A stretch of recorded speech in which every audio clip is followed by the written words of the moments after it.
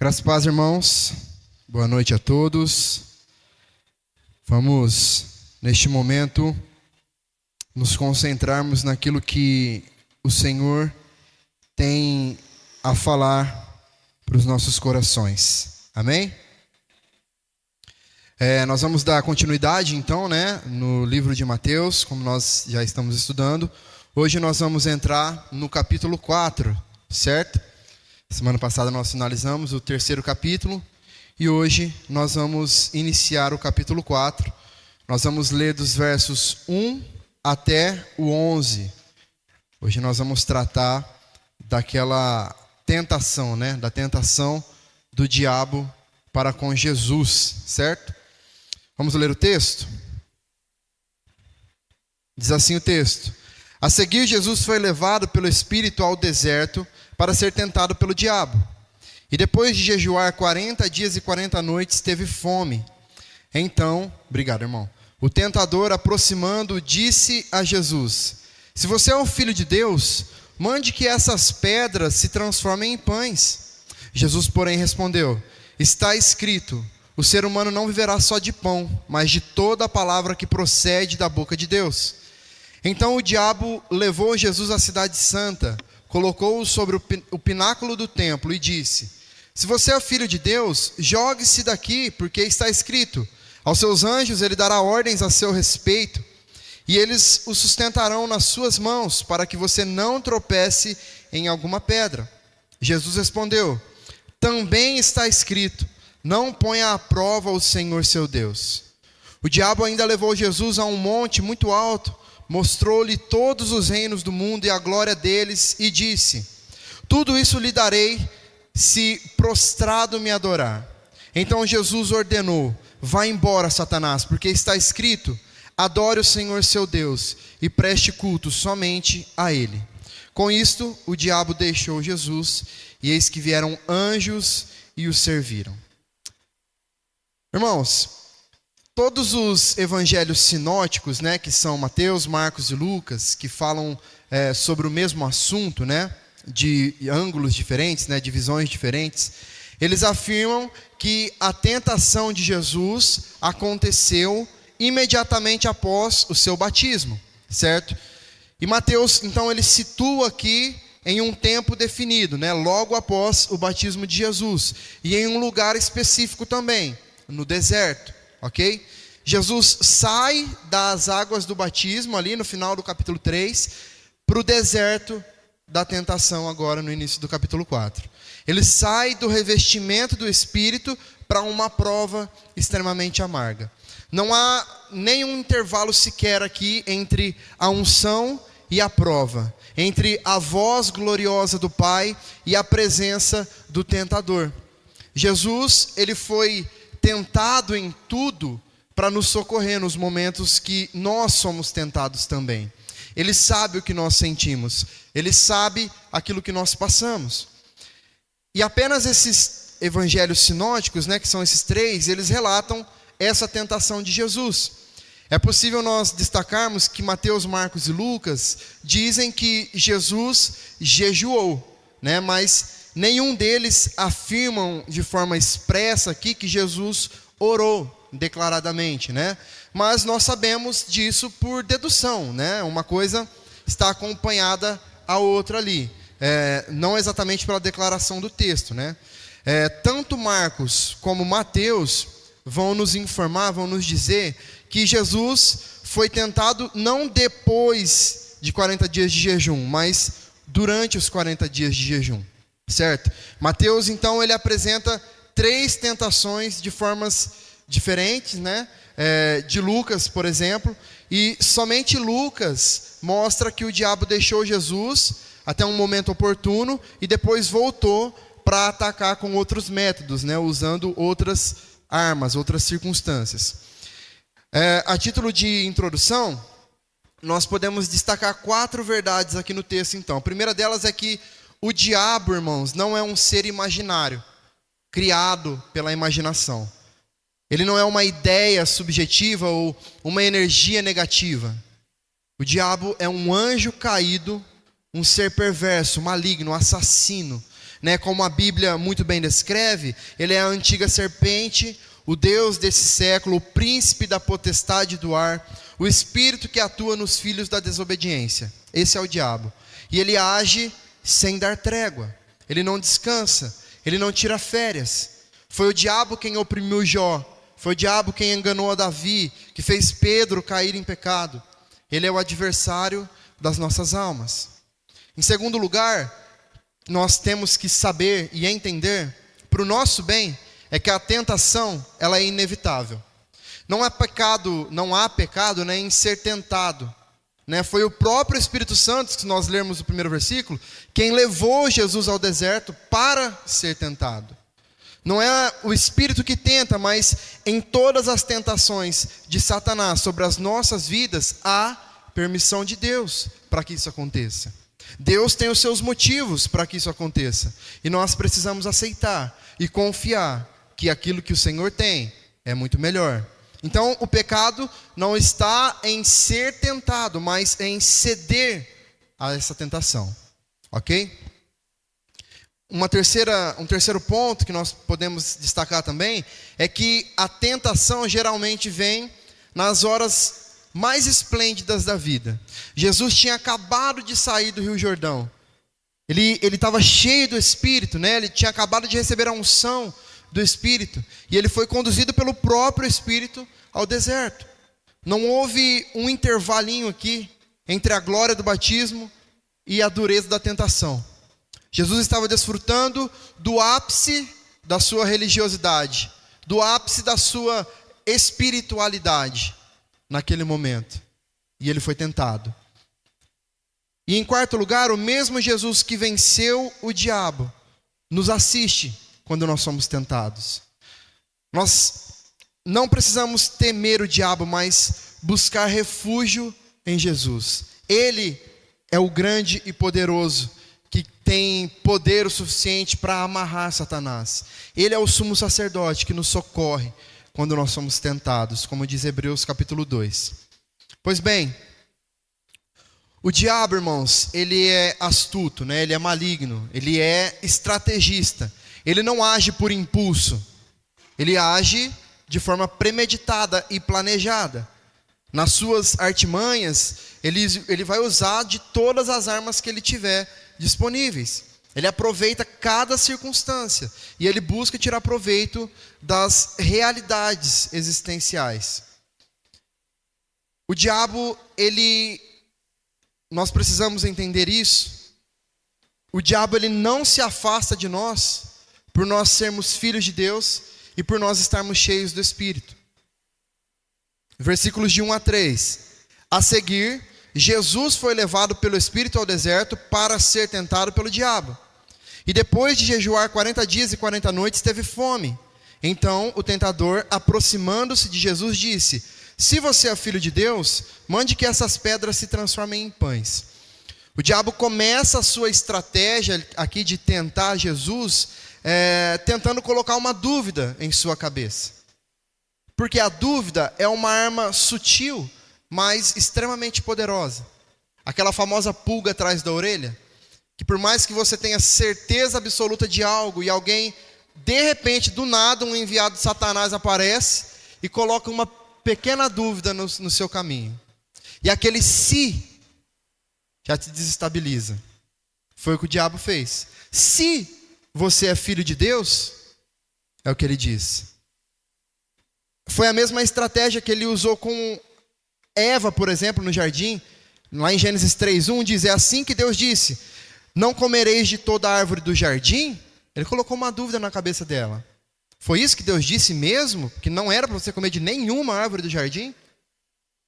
No caso de Jesus, o diabo coloca em dúvida aqui a verdade do batismo, né? Quando Deus já havia declarado, como nós lembramos, a filiação de Cristo. Deus diz lá no momento do batismo: este é o meu filho amado, em quem eu tenho prazer. Então, na verdade, o diabo estava colocando em dúvida aqui toda uma vida, todo um ministério de Jesus. Desde o início, Jesus sempre esteve empenhado nos trabalhos do Pai. Agora, a sua filiação, então, é questionada pelo diabo. E é isso que o diabo continua fazendo conosco. Ele continua questionando o nosso relacionamento com Deus, o quão próximos de Deus nós estamos, o quão fiéis a Deus nós somos. Ele tenta colocar dúvidas sobre isso nas nossas mentes. O diabo também, irmãos, não deixa de nos tentar pelo fato de nós estarmos jejuando e orando. O que Jesus estava fazendo? Jejuando e orando. E o que aconteceu com ele? O diabo fugiu dele? Não, ele foi tentado. Jesus estava orando, estava jejuando durante todo esse tempo, e o diabo estava ali tentando desviá-lo. Não foi depois que Jesus orou e jejuou, mas enquanto ele orava e jejuava. Ele estava no meio dessa jornada dele. Quem não vigia e não ora, irmãos, não consegue resistir diante das tentações. Esse é o grande X da questão. O diabo não vai deixar de nos tentar, porque nós estamos firmes em oração e em jejum, firmes na palavra. Ele vai nos tentar, mas se nós não estivermos firmes no jejum, na oração, na palavra, a diferença é que nós cairemos. Essa é a grande diferença. A nossa oração, o nosso jejum, não afugenta o diabo, mas nos fortalece, nos dá força para que nós possamos enfrentar as tentações que ele colocará. Vigiai e orai, para que não entreis em tentação. O texto não diz vigiai e orais para que a tentação não venha. É para que quando ela vier, você não ceda a ela. Uma outra coisa que nós precisamos entender é que o diabo nos tenta em coisas pertinentes. O diabo atacou Jesus em 3 áreas. A área física, falando do pão ali, né, pensando em saciar uma necessidade humana de Jesus. Ele ataca na área religiosa, demonstrando ali toda a sua presunção diante de Deus. E ele ataca na área política, né, incitando ali, tentando instigar a ambição de Jesus. Primeiro falando da tentação física, versículos 3 e 4. Então o tentador, aproximando-se de Jesus, disse: se você é filho de Deus, mande que essas pedras se transformem em pães. Jesus, porém, respondeu: está escrito, o ser humano não viverá só de pão, mas de toda a palavra que procede da boca de Deus. O diabo adaptou a tentação às circunstâncias. O texto começa dizendo que Jesus estava com fome, ele sentiu fome. Sendo homem, ele estava faminto. Fica 40 dias sem comer, irmãos. Jesus estava com fome. O seu físico estava debilitado. Seu estômago estava vazio. Cada milímetro do seu corpo clamava por pão, por alimento. Situações parecidas aconteceram com Eva, por exemplo, que estava perto da árvore proibida. Com Davi, que estava vagando pelo palácio ali, quando viu Batseba se banhando. Pedro, que estava seguindo Jesus, mas de longe. O diabo ele se aproveita das circunstâncias para nos tentar. O diabo ele também nos tenta nos nossos pontos fracos e nos nossos pontos fortes também. Ele tentou Jesus quanto à sua filiação, né? Questionando se ele realmente era o Filho de Deus. Isso não era um ponto fraco de Jesus, ele sabia que ele era, ele estava completamente convicto disso. Mas ele também tentou a necessidade física de Jesus, que naquele momento era a sua fraqueza humana, ele estava com fome. E então o diabo sugere que Jesus atenda às suas próprias necessidades, transformando as pedras em pães. Nós precisamos entender, irmãos, que como Deus, Jesus é o Filho amado do Pai, mas como homem, ele sentiu fome. Nós temos que ter cuidado, irmãos, em relação às ciladas que o Satanás irá colocar na nossa caminhada. Ele não é burro. Ele sabe exatamente o nosso ponto fraco. E ele vai nos atacar. Você pode ter certeza. Pedro tinha muita segurança em si mesmo e caiu. Não, Senhor, jamais eu vou negar o Senhor. Negou. O apóstolo Paulo diz: porque quando sou fraco, então é que sou forte. essa humildade de reconhecer que nós precisamos de Deus, é o que nós precisamos ter. O diabo, ele também questiona a bondade de Deus. Quando ele tenta Jesus, ele sugere que Jesus transformasse pedras em pães, certo? Com isso, ele questiona o cuidado de Deus, a bondade de Deus. E ele continua fazendo isso hoje. Se Deus é bom, por que você está com fome? Se Deus te ama, por que você está passando por tantas dificuldades? Se Deus é fiel, por que você está doente? Se Deus é amor, por que você perdeu o seu emprego? Por que sua família está destruída?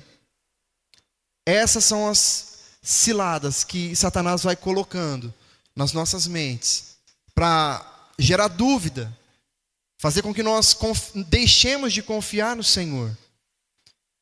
O diabo, ele se aproveita das circunstâncias adversas. Jesus está no deserto aqui, depois de orar, depois de jejuar, 40 dias, ele estava com fome, ele estava sozinho, cercado por feras. Então o diabo traz questionamentos. Tu estás só. Será que o pai abandonaria o filho? Tu estás no deserto. Esse será que é um lugar para o herdeiro de Deus estar? Tu estás com fome. Como que um pai de amor poderia deixar seu filho sofrer de fome? Tu estás aqui no meio das feras. Seriam essas companhias para o Filho de Deus? Vários questionamentos que vão surgindo, que poderia fazer com que Jesus duvidasse. Ele jamais duvidaria, né, irmãos? Nós sabemos disso. Mas nós precisamos nos colocar no lugar neste momento, para entender como nós reagiríamos diante dessa circunstância. O diabo então sugere que Jesus abandone a sua dependência do Pai. Essa expressão, se tu és, ela pode ser traduzida também por já que és. Já que és o Filho de Deus, já que tens poder, faça alguma coisa por você mesmo. A mulher de Jó, quando ela está revoltada com Deus ali, ela diz ao seu marido: ainda conservas a tua integridade? Amaldiçoa o seu Deus e morre. São artimanhas que o diabo vai colocando nas nossas mentes, que nós às vezes nem percebemos, mas no decorrer das nossas vidas, nas nossas atitudes, nos nossos pensamentos, nós estamos duvidando da capacidade de Deus, da bondade de Deus. Então o diabo sugere aqui que Jesus satisfaça imediatamente os seus desejos, mesmo que isso não seja o propósito de Deus. O diabo tenta Jesus, ele insinua que o prazer de comer naquele momento estava acima de obedecer ao propósito maior de Deus. Então ele torna o pecado gostoso, atraente. Ele sugere que Jesus fuja daquele sofrimento, daquela privação. Ele propõe que Jesus se satisfaça naquele momento. Imagine você, cheio de dúvidas na sua cabeça. Não, mas Deus quer o meu melhor, Deus quer a minha alegria, Deus quer o meu prazer, a minha satisfação. E nós começamos a ceder. Nós começamos a fazer concessões da fé. Nós começamos a abrir mão daquilo que é do Senhor, com a desculpa de que Deus quer o melhor para mim. É isso que o diabo estava colocando na cabeça de Jesus. Não tem nada a ver você comer, você transformar para você comer. Você já jejuou. É só uma pedrinha, um pão para você matar sua fome. Que mal que tem nisso se ele não te ama? Você não é filho dele? Então come. E quantas vezes, irmãos, nós estamos cedendo a essas provocações de Satanás, que talvez venha disfarçado dos nossos colegas de trabalho, dos nossos colegas de escola, dos nossos chefes, na fila do banco. O diabo está ali, fazendo diversas propostas, e nós, apoiados na muleta do nada a ver, do não tem problema, nós vamos fazendo concessões, e mais concessões. E quando nós vemos, nós estamos afundados na vontade de Satanás, sendo escravos dele. Quando Jesus citou a Bíblia para o diabo, ele partiu para um segundo momento, então, da tentação, né, com a Bíblia na mão ali. Versículos de 5 a 7.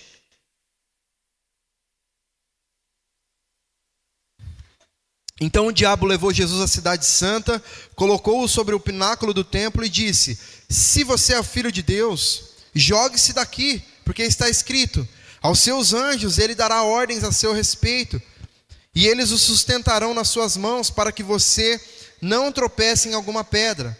Jesus respondeu: também está escrito: não ponha à prova o Senhor, seu Deus.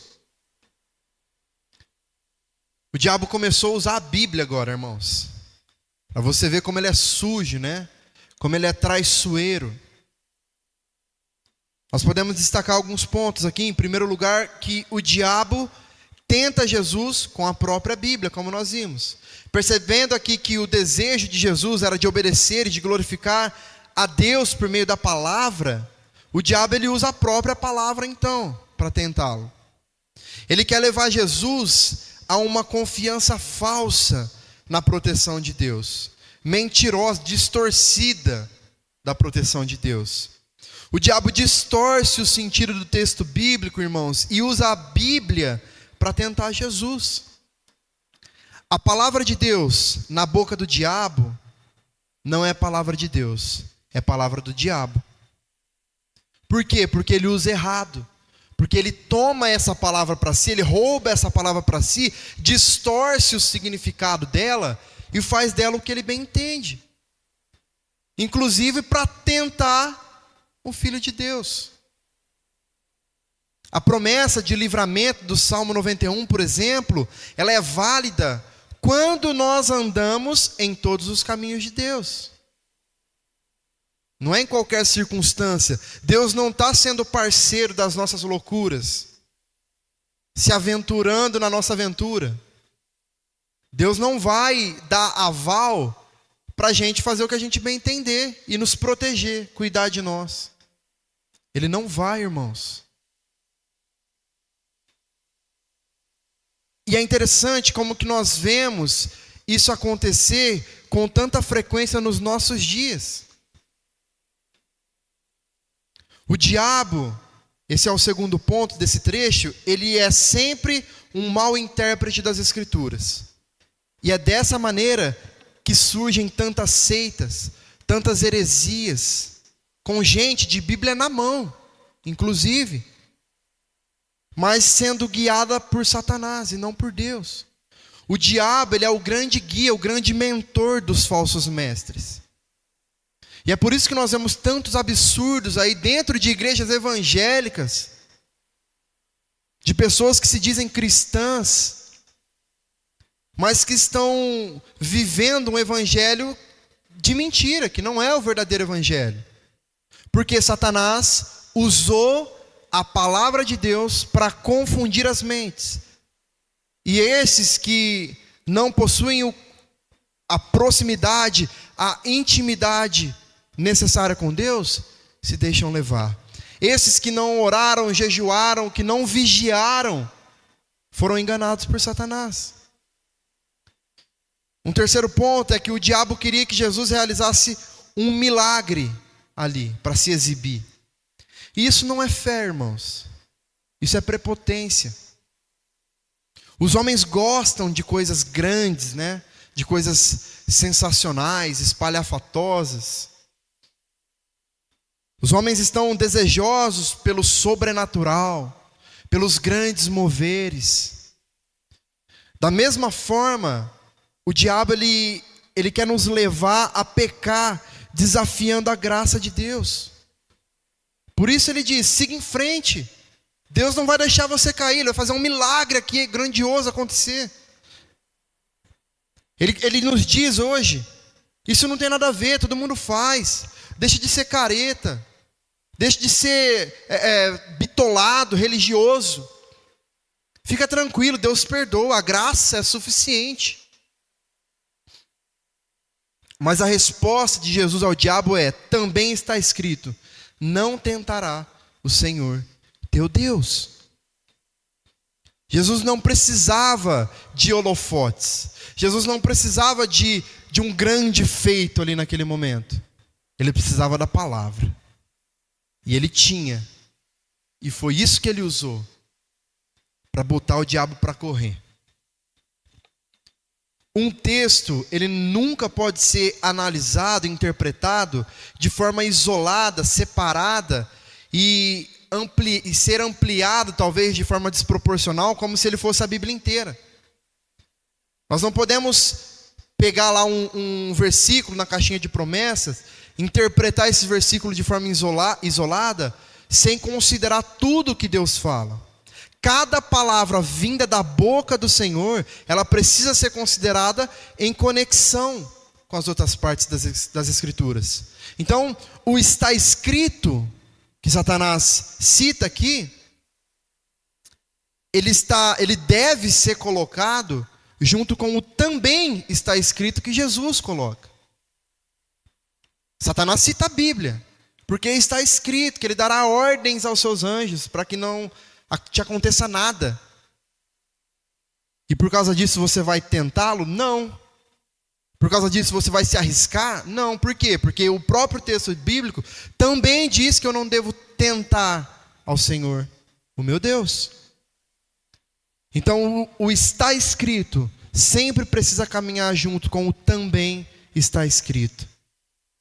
Nós podemos perceber que o diabo também tem muitas armas e ele vai usar todas elas para alcançar os seus propósitos. Os versículos de 8 a 10 diz assim: o diabo ainda levou Jesus a um monte muito alto, mostrou-lhe todos os reinos do mundo e a glória deles e disse: tudo isso lhe darei, se prostrado você me adorar. Então Jesus lhe ordenou, agora mudou o tom, né? Vai embora, Satanás, porque está escrito: adore o Senhor seu Deus e preste culto somente a Ele. Mais 3 fatos aqui sobre esse trecho.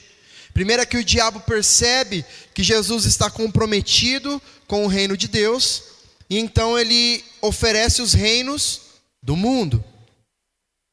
O diabo não tinha interesse, e não tem interesse nenhum, que nós estejamos comprometidos com o reino de Deus, mas com o reino deste mundo. O diabo queria fazer de Jesus um novo César. O poder de Roma estaria em suas mãos. O seu povo oprimido quebraria então o jugo da escravidão e reinaria com ele. Jerusalém, e não Roma, seria então a sede do seu governo. O diabo oferece a Jesus aqui um reino de glória sem cruz. Um reino de status, de glamour, de destaque. Mas para isso, em segundo lugar, o diabo exige uma adoração aberta. Nessa terceira tentação, o diabo ele não sugere que Jesus desconfie ou duvide, nem que ele tenha uma confiança falsa, mas que ele seja um apóstata contra Deus. Que ele abandone a fé, que ele abandone o Senhor, se renda a ele, Satanás. O diabo mostra aqui as suas garras e ele tenta assumir o lugar do Senhor nessa situação. E em terceiro lugar, o diabo ele é um estelionatário. Ou seja, ele promete aquilo que ele não tem. Ele diz para Jesus: tudo isso te darei, se prostrado me adorares. O diabo promete a Jesus todos os reinos, né? Que ele tinha autoridade para fazer isso. Mas isso é uma mentira, irmãos. O diabo promete aquilo que ele não tem. Ele esconde que ele é derrotado, que ele é condenado, que ele é infeliz. A oferta que Satanás fez a Jesus não era algo real que ele podia dar. Satanás não tem glória alguma para dar. Ele tenta Jesus aqui de todas essas formas. E esse episódio, irmãos, nos ensina sobre a necessidade de nós nos mantermos vigilantes. De nós nunca subestimarmos as armas do diabo. Não há momento mais perigoso, inclusive, do que depois de uma vitória. É por isso que Paulo vai dizer, lá em 1 Coríntios 10, 12, 13, aquele que está de pé, cuide para que não caia. Irmãos, se Jesus,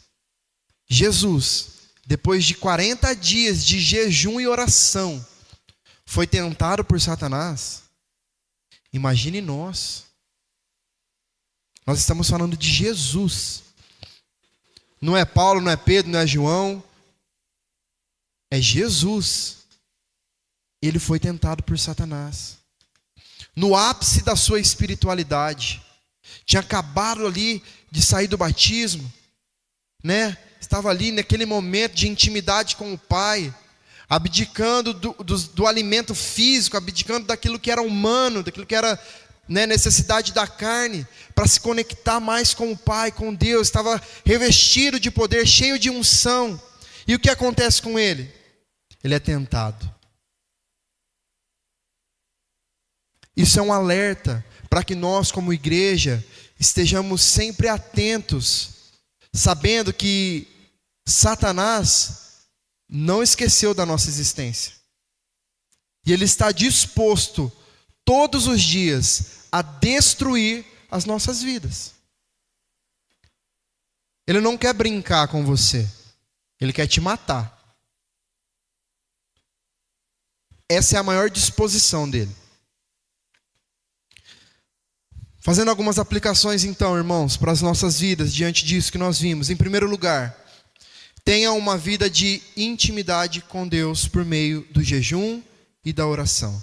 Jesus estava aqui há 40 dias e 40 noites jejuando, quando ele foi tentado pelo diabo.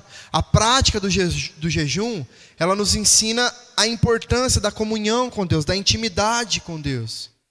Quando Jesus se retira aqui para jejuar, né, ele busca essa conexão com o Pai. Ele prepara o espírito, o seu espírito, para enfrentar as tentações que viriam, que ele sabia que ele iria enfrentar.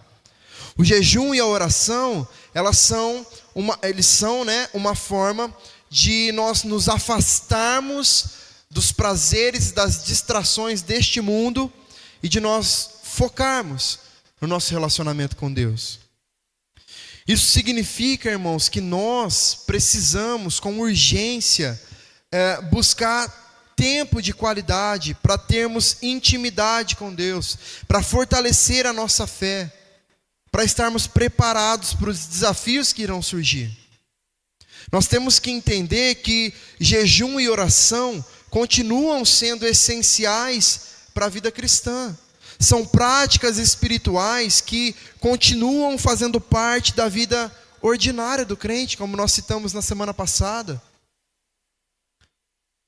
É o básico da caminhada. São práticas que nos ajudam a vencer as tentações do dia a dia. Porque quando nós estamos em comunhão com Deus, o nosso espírito é fortalecido. As nossas mentes são renovadas, são transformadas. Em um mundo como esse que nós vivemos, irmãos, que constantemente busca nos afastar de Deus, com as suas ofertas, com as suas distrações, o jejum e a oração nos ajudam, então, a nós nos reorientarmos. Nós somos trazidos de volta para perto de Deus. Os nossos corações e mentes passam a enxergar novamente os caminhos do Senhor. Nos prepara para resistir às armadilhas que Satanás colocará no nosso caminho. E com isso, irmãos, quando nós fazemos isso, nós estamos demonstrando que nós não confiamos nos nossos próprios esforços para superar os desafios, para superar as tentações. Nós estamos nos voltando para Deus, reconhecendo que a vitória sobre as tentações só pode ser alcançada através da graça de Deus. Assim como Jesus confiou no Pai durante o seu tempo de jejum ali, nós também devemos fazer isso, sabendo que ao nos aproximarmos dele, nós somos sustentados e guiados em cada circunstância, em cada situação da nossa vida. Não deixe de fazer o básico, irmãos. Como eu disse aqui na semana passada, para viver o extraordinário de Deus, nós precisamos cumprir com o ordinário. Fazer o ordinário bem feito. É isso que vai fazer com que nós desfrutemos do extraordinário de Deus. Em segundo lugar, tenha uma vida cheia do Espírito Santo para ser guiado por Ele. Veja, irmãos, Jesus foi levado pelo Espírito Santo ao deserto para ser tentado. Esse é um detalhe fundamental aqui, porque isso mostra que Jesus estava sendo guiado pelo Espírito Santo em todos os momentos, inclusive no momento da tentação. A vida cristã, irmãos, ela não é vivida de forma independente, mas debaixo da liderança e da capacitação do Espírito. Assim como Jesus, nós também precisamos ser sensíveis à direção do Espírito em todas as circunstâncias, para que Ele nos leve pelos caminhos que Ele bem desejar, seja para momentos de paz, alegria, ou para momentos de provação. Ser guiado pelo Espírito significa submeter os nossos planos, as nossas vontades à direção de Deus. Significa buscar discernimento através da oração, da leitura bíblica, da comunhão com a igreja. O Espírito Santo, irmãos, ele pode nos levar para lugares ou para situações desafiadoras. Lembra de Neemias, que estava tranquilão, vivendo numa boa no palácio, desfrutando das regalias daquele lugar, com uma super moral com o rei, e Deus leva ele para onde? Para o buraco. O Espírito Santo pode nos levar para essas situações, mas, irmãos, ele sempre tem um propósito para isso, assim como foi com Jesus. O deserto pode até ser um lugar de solidão, um lugar frio, escuro, um lugar de provação, mas é também o lugar onde Deus nos prepara para as grandes vitórias. Jesus foi para o deserto, venceu a tentação e saiu vitorioso sobre a morte, sobre o pecado. Uma vida cheia do Espírito Santo nos capacita a resistir então às tentações, os desafios. Quando nós estamos cheios do Espírito, a nossa capacidade de discernir os ataques do inimigo, ela aumenta. A nossa percepção aumenta. Por isso, em vez de confiar na nossa própria força, no nosso próprio entendimento, na nossa própria intelectualidade, na nossa inteligência, nós precisamos depender da força do Espírito Santo, porque Ele habita em nós, Ele vive em nós, e é Ele quem deve nos guiar, nos capacitar para que nós vivamos uma vida que glorifica a Deus em todas as coisas. E em terceiro lugar, tenha a palavra de Deus no seu coração, na sua mente e nos seus lábios. As respostas que Jesus dá ao diabo, irmãos, nos ensina que a palavra de Deus deve ser o alicerce das nossas vidas. Jesus não confiou no seu próprio raciocínio ou na sua própria força, mas em verdades bíblicas para combater as mentiras de Satanás. E, irmãos, o que eu estou dizendo não é que nós precisamos estar preparados para debater com Satanás quando nós formos expulsar o demônio, ou quando nós estivermos diante de um debate com uma pessoa que não tem a mesma fé que a nossa, e nós vamos estar ali cheio de argumentos. Não. A resposta com a palavra que nós damos para o diabo é no dia a dia. É para as propostas indecentes que surgem. É para a vontade de pecar que aparece. É para a oportunidade de fazer aquilo que nós não deveríamos estar fazendo. É aí que a palavra brota, surge no nosso coração, na nossa mente.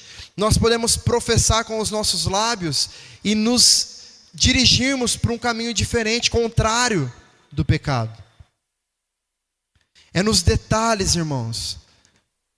Não fique esperando algo muito absurdo acontecer para você usar a palavra que Deus colocou no teu coração. É nos detalhes. É na forma de lidar com o seu esposo, com a sua esposa, com seus filhos, com seus pais. É na forma de tratar as pessoas que trabalham com você, seus amigos, nas correções, numa palavra de amor, nas exortações. É aí que a palavra vem para destruir as artimanhas de Satanás. Da mesma forma, irmãos, como Jesus, nós também precisamos ter a palavra de Deus profundamente enraizada nos nossos corações, nas nossas mentes e nos nossos lábios, para que nós possamos resistir às tentações, às mentiras que nós enfrentamos. Se nós conhecermos a palavra de fato como ela é, e nós tivermos intimidade com Deus, que nós construímos através do jejum, da oração, dessas práticas espirituais, nós estaremos fortes para negar as propostas de Satanás. A Bíblia, irmãos, ela não é apenas um livro para ser lido de forma casual, mas ela precisa ser estudada e aplicada diariamente nas nossas vidas. Ter a Bíblia no nosso coração significa meditar constantemente, diariamente na palavra. Porque é dessa forma que ela vai moldar o nosso caráter, vai moldar a nossa personalidade, quem nós somos. Ter a palavra nos nossos lábios significa estar preparado para usá-la como uma espada contra as mentiras de Satanás. Assim como Jesus combateu Satanás com as Escrituras, nós também devemos nos equipar das verdades da palavra de Deus para resistir às tentações quando elas surgirem no nosso caminho. É isso que vai nos dar força. É isso que será o nosso escudo para nos proteger. A palavra de Deus, irmãos, é uma fonte de vida para o nosso sustento espiritual. Quando nós aplicamos as verdades bíblicas na nossa vida diária, nós experimentamos a provisão e a direção de Deus em todas as áreas das nossas vidas. Da mesma forma como Jesus venceu o diabo pela palavra, nós também podemos alcançar a vitória ao mantermos a palavra de Deus viva e ativa em nossas vidas. Amém? Para concluir, irmãos, a vida de Jesus nos ensina que vencer as tentações e permanecer firme diante das provações depende de uma comunhão íntima com o Pai. Depende da direção constante do Espírito Santo nos guiando. E depende de uma profunda confiança na palavra de Deus. Sendo filho de Deus, Jesus nos mostrou que é possível resistir ao inimigo. Não por força própria, mas por meio de uma dependência do Pai. E quando nós refletimos sobre isso, nós somos desafiados então, irmãos, a cultivar uma vida de oração, sermos guiados pelo Espírito e mantermos a palavra viva em nossos corações, em nossas mentes, ativa nos nossos lábios, sabendo que em Cristo nós encontramos a verdadeira vitória sobre o mal. Jesus venceu, não por força, mas pela capacitação do Espírito em sua vida, pelo conhecimento da palavra. Irmãos, Satanás, ele não dorme, ele não descansa, ele não tira férias, e tudo o que ele mais quer é destruir as nossas vidas. Mas se desprenda dessa ideia de que quanto mais espiritual nós formos, o diabo vai fugir. O exemplo de Jesus prova o oposto disso para nós. Não tem como nós brigarmos com a Bíblia, irmãos. Era Jesus, o Filho de Deus, vindo do seu ápice de espiritualidade até aqui. E o diabo foi tentá-lo com as armas mais sujas possíveis, tentando um homem faminto com comida, tentando alguém que sabia que iria ser condenado pelo poder político daquele lugar a ser dono de tudo aquilo. Sabe quando você está passando por um perigo e você recebe na sua mão a possibilidade de acabar com aquilo ali? É o que o diabo estava oferecendo para Jesus. Jesus sabia o seu destino, irmãos. Nós não podemos nos esquecer disso. Ele sabia que ele sofreria, as dores que ele sentiria, físicas, emocionais, psicológicas. E Satanás estava ali propondo a ele se livrar disso tudo. Mas ele não aceitou. Ah, mas é porque ele é Deus. Mas ele era homem. Ele estava sentindo na pele as mesmas dores que nós sentimos. Exatamente. E o exemplo de Jesus é justamente para nos ensinar. É isso que nós precisamos entender. Nós não podemos ir de encontro ao texto dizendo, ah, mas era Jesus. Irmãos, entenda que Deus sabe que nós pecaremos. Deus sabe que nós, em algumas situações, algumas circunstâncias, nós cederemos à tentação. Ele sabe que nós não seremos perfeitos como Cristo foi. Mas o exemplo está ali para que nós sigamos. Nós não podemos nos escorar nisso e usar isso de desculpa para pecar. Porque se nós fizermos isso, significa que nós não fomos de fato tocados pelo Espírito e não nos convertemos verdadeiramente. Quando nós nos convertemos verdadeiramente, nós queremos fugir do pecado. O pecado se torna um acidente. Ele vai acontecer, mas de forma acidental. E o que Jesus fez, a maneira como Jesus agiu, serve de exemplo que nós precisamos seguir. Amém?